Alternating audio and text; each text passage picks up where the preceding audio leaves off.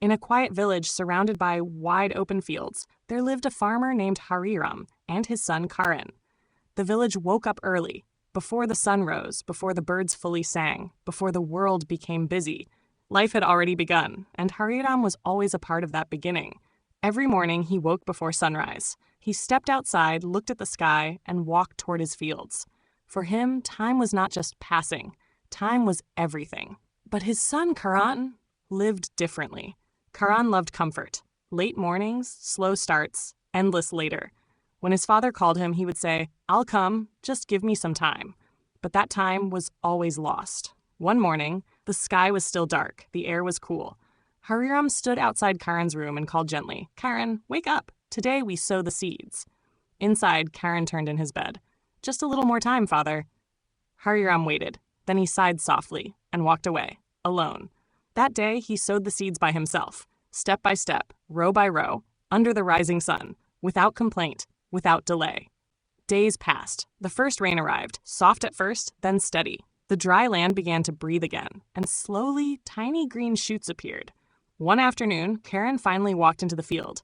He looked around in surprise. "Father, the plants are growing already?" Hariram nodded. "Yes, because they were planted on time." Karan smiled, but he didn't truly understand. Not yet. Weeks later, it was time to remove weeds. Hariram called him again.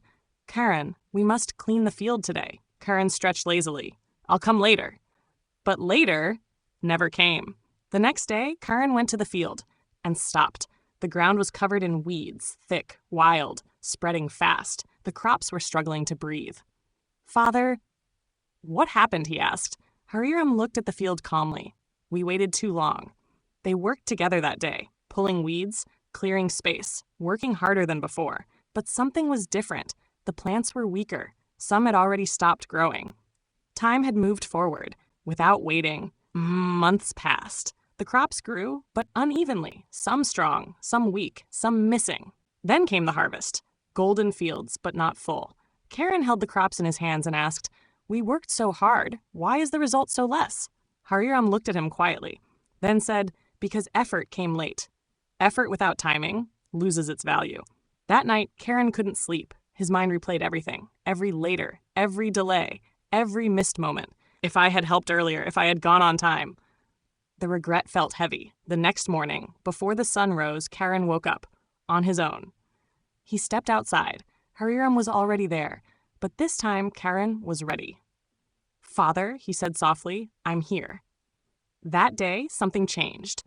They prepared the field again, but this time there was no delay. When it was time to sow seeds, they did it early. When it was time to water, they did it on time. When weeds appeared, they removed them immediately. Karan worked every day, not because he was told, but because he understood. Days passed. The rain came again, the soil responded, the crops grew. But this time, the field looked different, stronger, healthier, full. Karan visited the field every morning, watching each change, each growth, each moment. And slowly he realized something. Time was not just passing, time was shaping everything. Months later, harvest season returned. This time, the field was golden, full from corner to corner, healthy, alive, beautiful. Karan stood in the middle of the field, holding the crops, smiling. "Father," he said, "I understand now." Hariram looked at him. "What did you learn?" Karan replied, "Time is like this field.